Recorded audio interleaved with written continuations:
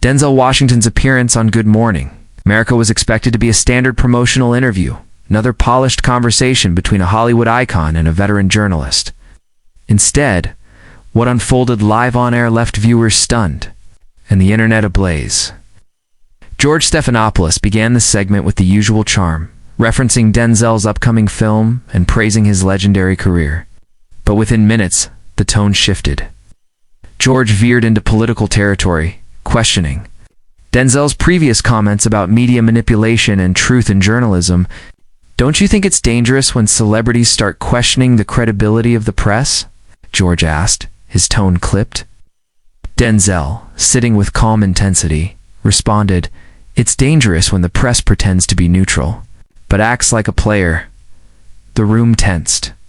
George doubled down, referencing social media misinformation and suggesting Denzel's statements could fuel public distrust. That's when Denzel sat back, folded his arms, and replied, "You know what's dangerous, George? When the truth becomes a matter of convenience." The energy in the studio changed instantly. What began as a light segment had become a philosophical standoff on live television. When George tried to pivot, Denzel interrupted, "You don't get to lecture me on truth while sitting behind a corporate desk, pretending to be objective." With that, he calmly removed his mic, stood up, and walked off set mid-broadcast. Leaving George speechless and the production team scrambling to cut to commercial, the fallout was immediate. Social media exploded with reactions. #Denzel Speaks Truth trended within the hour as fans and fellow actors applauded his refusal to be cornered. The clip of his walk-off was replayed endlessly, dissected by commentators across platforms. Some defended George Stephanopoulos, claiming he was simply doing his job. Others insisted he had underestimated Denzel's intellect and moral clarity. Within 24 hours, statements poured in from public figures supporting Denzel's stance on truth and media accountability. The next day, Denzel issued a short but powerful comment via his publicist. "I will not allow my integrity to be edited down for sound bites." Meanwhile, Good Morning America faced backlash for what many perceived as an ambush-style interview disguised as promotion. Internal sources leaked that producers had warned George beforehand that Denzel wasn't one to be cornered, but he had insisted on pushing forward. The network later issued a vague apology for the uncomfortable exchange, but by then, Denzel's walk-off had become symbolic and unshakable statement against performative journalism. Talk shows adjusted their approach to celebrity interviews, treading more carefully while fans continued to circulate Denzel's words like gospel.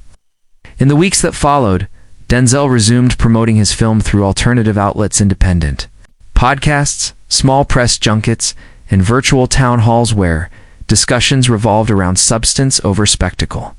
And though Good Morning America eventually moved on, silence George Stephanopoulos was left sitting in after. Denzel's departure echoed louder than any scripted segment ever could.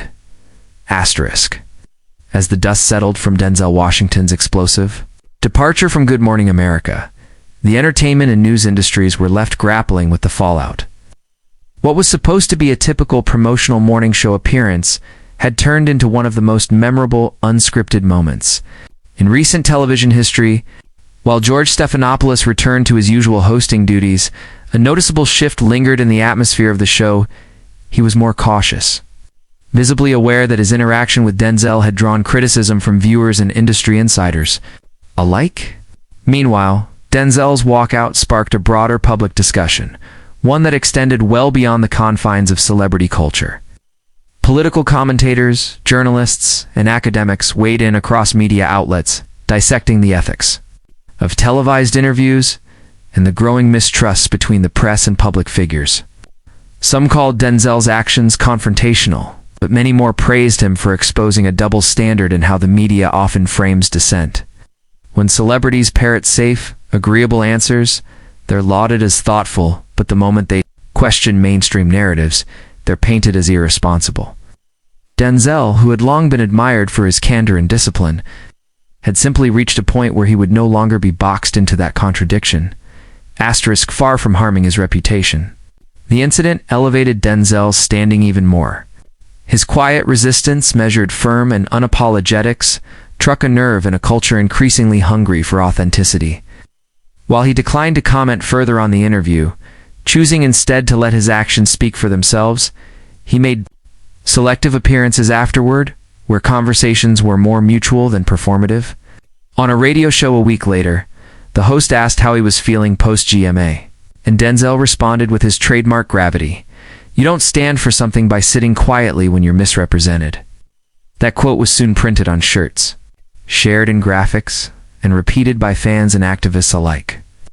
His film opened 2 strong box office numbers, bolstered not by controversy but by respect. Denzel hadn't stormed out in anger. He'd walked away with intention, setting a boundary that resonated far beyond entertainment. The moment reminded everyone watching, whether in Hollywood or at home, that sometimes dignity means knowing when to leave, not to avoid confrontation, but to preserve the truth. Asterisk in the aftermath of Denzel Washington's unexpected walk-off from Good Morning America. The moment transformed from an awkward live television glitch into a full-blown cultural event. What had begun as a heated verbal sparring match between a veteran actor and a seasoned journalist quickly evolved into a national conversation about respect, media ethics, and who really controls the narrative in live interviews.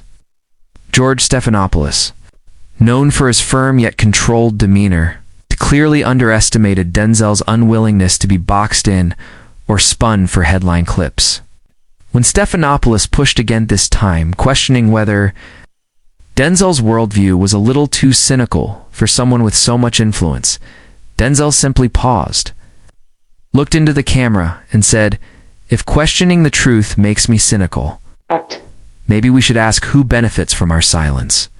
That sentence alone reverberated across social media platforms, turning into a rallying cry for people who felt similarly misrepresented or manipulated by selective framing in media.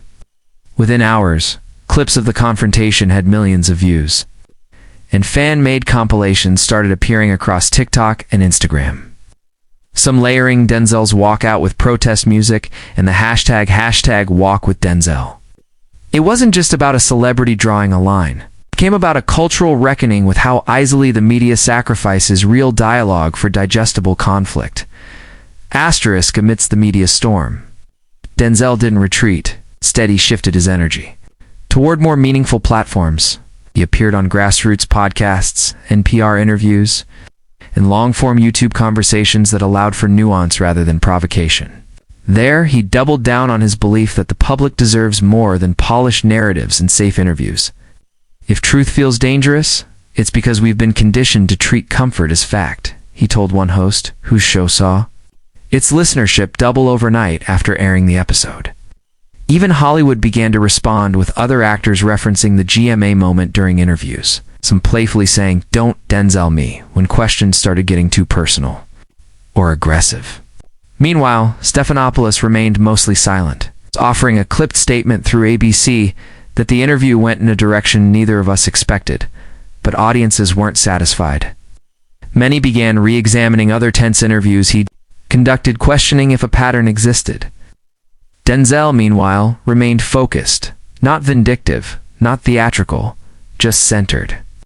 In walking off, he hadn't flinched, lashed out, or insulted anyone.